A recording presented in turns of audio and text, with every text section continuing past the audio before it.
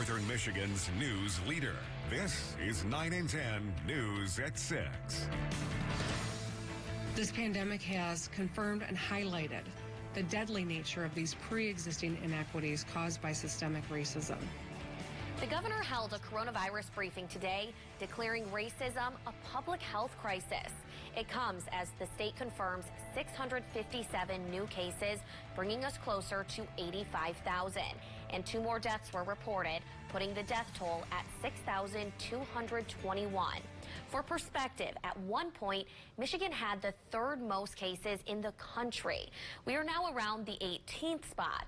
And Governor Whitmer says Michigan is now in the plateauing phase. And we have to tell you about 4 more possible exposure sites today.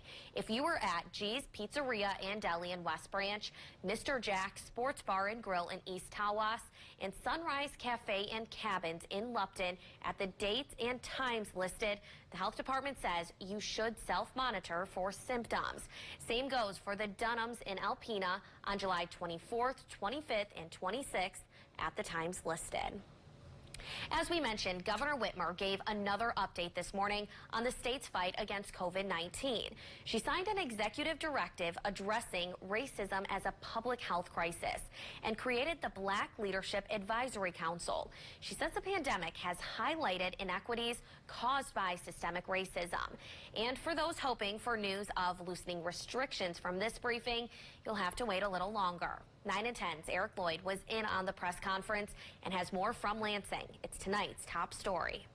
In order to comply with her own executive order she put in place last week and to keep indoor gatherings under 10 people, the media wasn't allowed inside the press conference this morning. Instead, they were zoomed in virtually.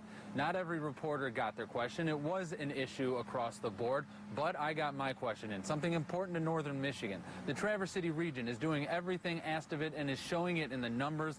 But why are the restrictions actually tightening instead of loosening? The Traverse City region is currently the only region of the state that has under 10 cases per million people per day, and they continue to see a decrease over the past 3 weeks. 10 new cases per million is the goal, according to the governor's staff. Traverse City is right there, holding steady, waiting to open up again. This plateau at this rate is not, it's better than an increase, but what we want to see is a decrease over the course of a couple of weeks. With school starting in just a few weeks, Governor Whitmer is ratcheting up the caution. So despite the low numbers, no movement is coming soon. Can I tell you with certainty that there will be no more changes for the next 3 weeks? No, of course I cannot, because what will drive all the decision-making will continue to be the epidemiology. So with it looking like not much is going to open before the beginning of school, that means Labor Day weekend and the tourism and business that comes with it may have to deal with these restrictions for a little bit longer. In Lansing, Eric Lloyd, 9 and 10 News. Thank you, Eric. Schools across the state continue to face difficult financial decisions as they prepare for the start of a new school year. That includes Marion schools in Osceola County. 9 and 10's David Leiden spoke with their superintendent about the choices the district was forced to make. It's all new at 6. The last couple of months have been grueling on our end. For schools like Marion, when the first financial projections came from the state several months ago, Superintendent Chris Arrington said it did not paint a pretty picture of what was to come. We had our backs to the wall financially for quite some time. And then when the rumors of a $650 cut for the current school year, that really put us in a scramble. And the recent news of 170 is still hurtful, but it doesn't. It really is almost a relief, and it sounds crazy to get it cut, but to have it be that big of a relief. The school board will look at a plan Tuesday that includes one staff layoff, not replacing a secretary, and some sacrifices from teachers. Originally, we had our finance committee meetings, and we were looking at 10% pay cuts across the board. And so what's on the table now to be approved, hopefully at Tuesday's board meeting, is a tentative agreement between the board and the MSEA, the teachers union, and that includes a 2% pay cut and then some other concessions as well. The superintendent also offered to step down to alleviate more pressure on the budget, but the board asked him to stay. Arrington says more challenging financial conversations are likely to come. It's a dual-edged sword, and all school districts are experiencing both edges of that sword. The most challenging time in at least modern history for schools with COVID. And then you add to that the financial stress that it brings, and it makes it incredibly difficult to go about our business in a way that's still productive and meaningful for kids. In Marion, David Leiden, 9 and 10 News. 9 and 10 News spoke with Munson Healthcare this afternoon about what they're seeing in their hospital system with the coronavirus. Munson says they've seen just under 1,400 cases with 52 deaths. Right now, they have 1 coronavirus patient hospitalized. They've also secured new testing machines to help expand testing across northern Michigan. Their chief medical officer says studies now show masks are effective in preventing the spread of COVID-19. I think now, months into this pandemic and with studies being done, we can show that they are effective, both for preventing the spread of COVID-19 by a symptomatic person not spreading it, but also keeping a non-ill person from catching it from somebody else. Munson recently started looking at plasma therapy to treat coronavirus patients. They say it's been determined to be safe, and they're now looking at how effective of a treatment it is. The Health Department of Northwest Michigan is offering coronavirus testing in several cities within their district. It will be available in Charlevoix, Mansalona, and Gaylord on certain days every week. The testing is by appointment only. The Health Department says that despite being able to offer this, access to testing in northern Michigan is still an issue. We're only taking as many appointments as we have supplies to do. So far, that has been a decent volume, 20 to 30 in a day we've been able to manage, but that supply chain is still very constrained and it changes all the time. We've posted the number to call to make an appointment over on 9and10news.com. New at 6, police arrested 2 people they say tried to pass off salt as meth. John Gaddy and 17-year-old Duran Lowe are both charged. Last Saturday, state police say the pair tried to sell fake meth to 2 women in Alpena. When the women realized it was salt, they confronted Gaddy and Lowe. Police say the men stole one of the women's phones. Then the woman bumped their car into the back of the men's car. That's when they say Gaddy pulled out a gun and pointed it at the women. Troopers say they found that gun in a ditch nearby. Gaddy is charged with assault with a dangerous weapon. Lowe is charged with stealing an accessory after the fact. This man is already accused of kidnapping 2 girls in Grand Traverse County, assaulting them, and sparking an Amber Alert. Now he's facing additional charges for sexual assault and attempted murder. Late last month, police say Reyes took a 15-year-old girl and 13-year-old girl to a remote location and attacked them with a hammer, threatened them at gunpoint, and ran over one of the girls with a car. Both girls had to be taken to the hospital.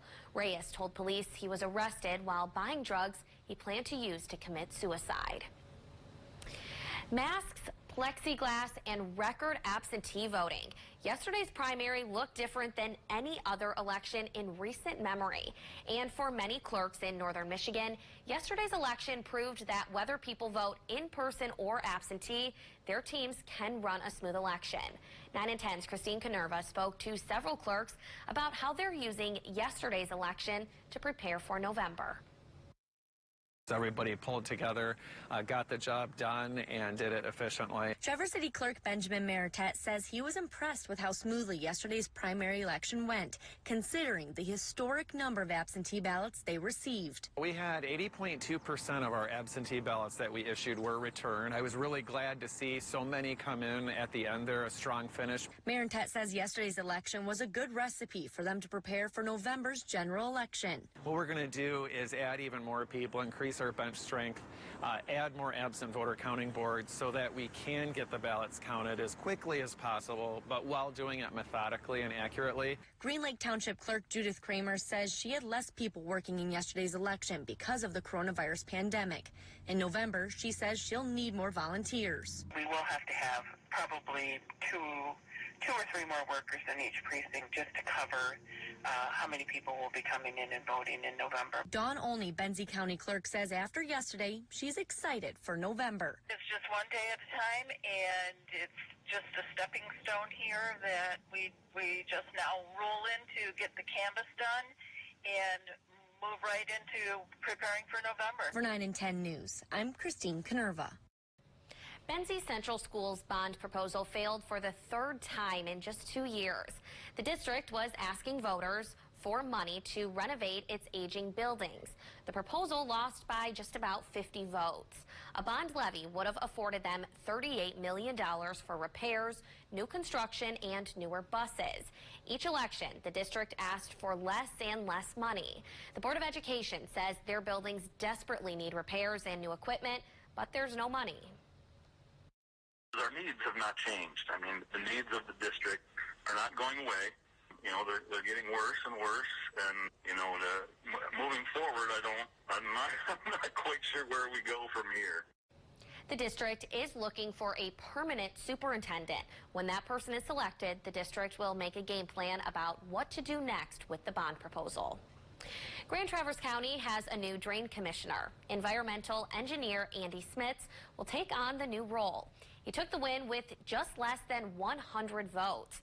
Smits will be in charge of more than a dozen county drain districts that will require maintenance, repairs, and inspection. He says his priority will be making all the systems more efficient so they require less time and care in the first place, saying he'll start with an inspection and look for ways to engineer them smarter. We don't have to spend time and resources driving or making inspections when we can see it real time. Make sure that it's not clogged or the flow is steady, or even put a level gauge in and determine what the real-time elevation of Silver Lake is. Smits also said he will personally follow up on all drain-related calls within 24 hours. And we've got one more nice mild night on tap tonight. Temperature sitting in those 60s, few 70s, 72 in Houghton Lake right now. But as we head into tomorrow, the heat returns and it's going to keep ramping up. We'll talk about that coming up. The NCAA says the possibility of fall championships is now in the hands of each individual division, and some are already acting. Their decisions still ahead in sports. Plus, how you can still score some great deals safely this week in downtown Traverse City.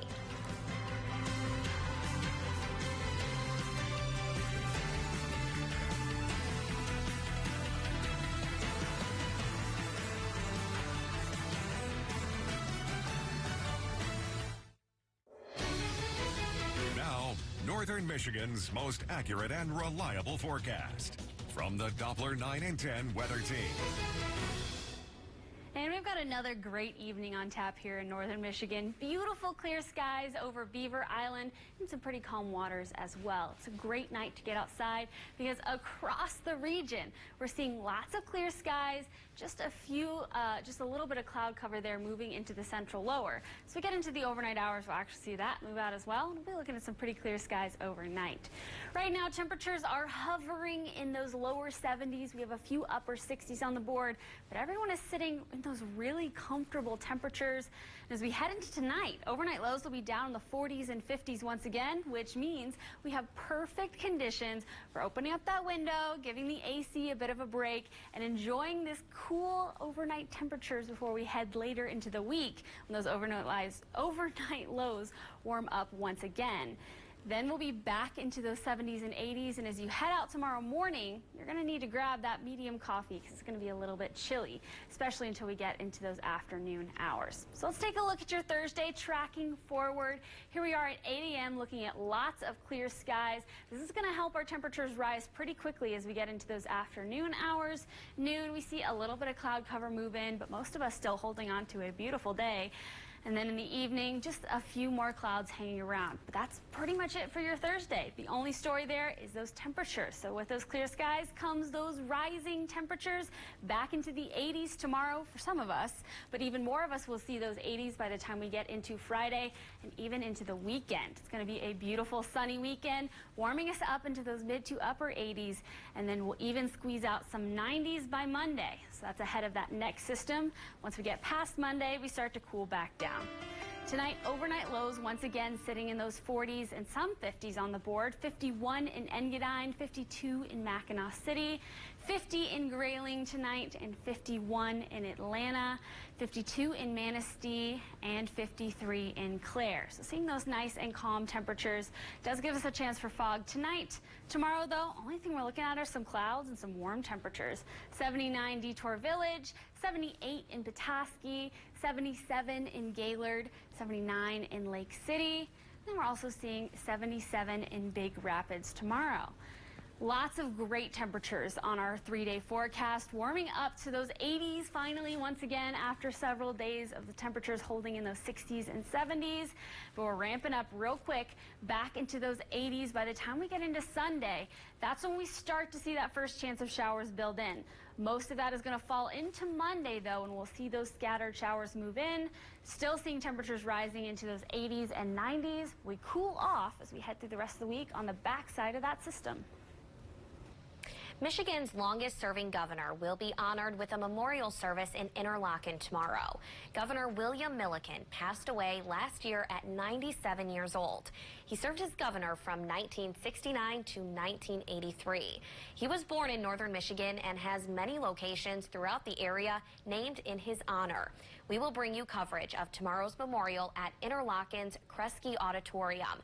Doors open at noon, and you can watch the service starting at 2 on our sister station, Local 32. It will also stream on the 9 and 10 Plus channel, on the SBTV app, our Facebook page, and on our website.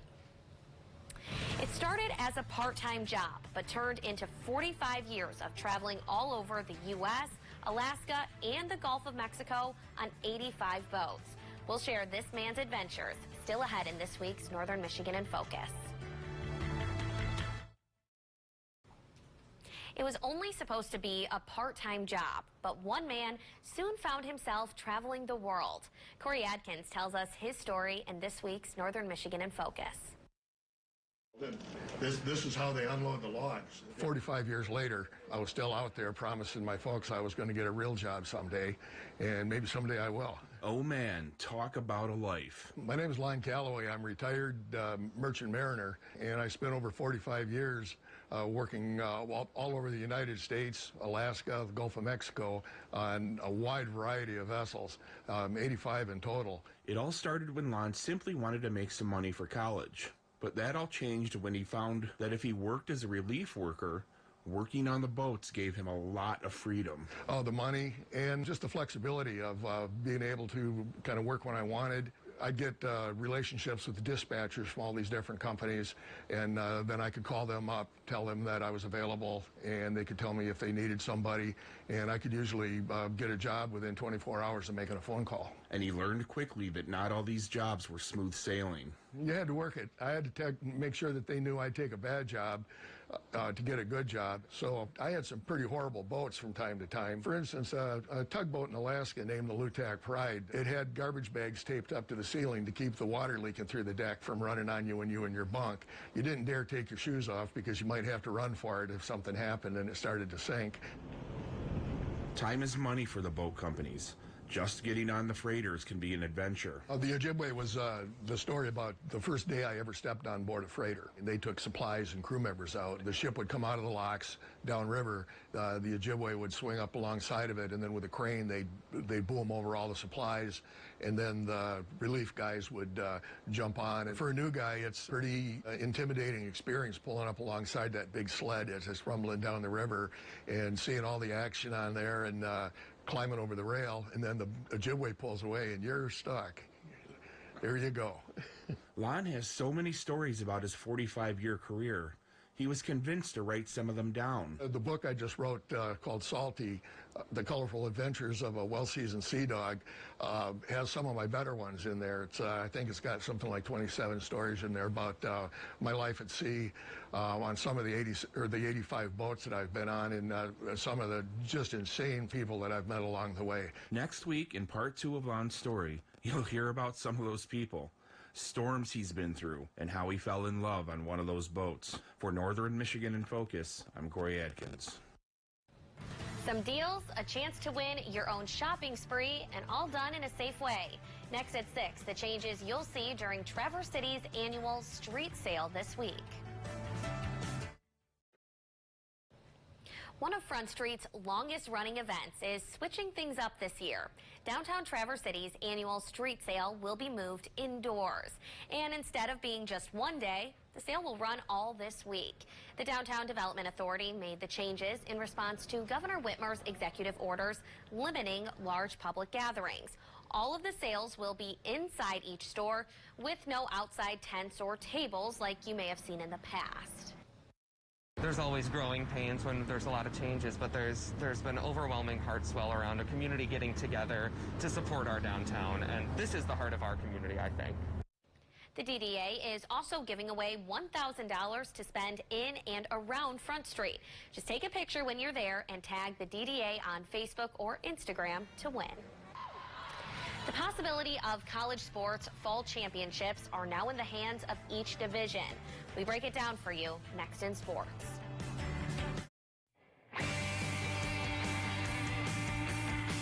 When Northern Michigan looks for champions, it looks to My Sports Now. Today it was announced by the NCAA Board of Governors that the possibility of fall championships are now in the hands of each division, and that decision needs to be made no later than August 21st. But Division II and Division III have already canceled their championships, which includes the GLIAC and Ferris State and Lake Superior State. But for Division I to possibly continue, they have specific requirements which needs to be met. That includes adhering to the return to sport guidelines made by the NCAA Sports Science Institute, following all federal, state, and local guidelines, having the ability for student athletes to opt out of the season, just to name a few. Also, if 50% or more of eligible teams in a particular sport in a division cancels their fall season, there will be no fall championship for that sport. Again, 2 and 3 have canceled, but for Division I, the decision has to be made in those next 2 weeks. We'll continue to keep you updated. And after the announcement today, along with the release of the conference schedule, players from the Big Ten published a list of demands related to their safety during the pandemic. This includes a third party for testing, coverage out-of-pocket medical expenses related to COVID, and also automatic medical records for any player who misses competitions from a positive test or quarantining. A few players, including Michigan State's Jacob Panchuk, have already opted out of the season. And as I mentioned, the Big Ten released their schedules today, which means here's a look at the Spartan schedule for 2020. This will be their first year under new head coach Mel Tucker. They open the season at home against Minnesota and end the season on the road in Nebraska. And they'll be heading to Ann Arbor for the first week of October against Michigan. But the biggest surprise coming from the Wolverines, with the Ohio State game not being played as the last regular game of the season. Instead, it will take place on October 24th. Boyne City's Lydia Krause has had success in high school wrestling, including a second-place finish 2 years ago in the girls wrestling state tournament. She also has wrestled nationally this summer. In the Midwest Ironman duels in South Dakota, Krause went 3-2, helping her team finish in 3rd place. It's been a super fun experience for her, who finished 4th in the states last year. As she prepares to enter her junior year, she hopes to help the sport grow. We'll hear from her tonight on 9 and 10 News at 11. Also tonight, the Pit Spitters and Resorters will have those highlights coming up later on as well. Well, we had a brief taste of fall to start this week, but that is now moving right on out, leaving us behind with a week of summer-like temperatures. We're finally getting back into the 80s on Thursday and then slowly creeping back up into those middle and upper 80s by the weekend, meaning a beautiful weekend and a very sunny one. By the time we get into Monday, though, even warmer. We've got some 90s on the board ahead of that next system, bringing us some rain and then cooling us down into next week. Thank you, Madison. Love seeing those summer temperatures. Thank you all so much for joining us. CBS Evening News is next.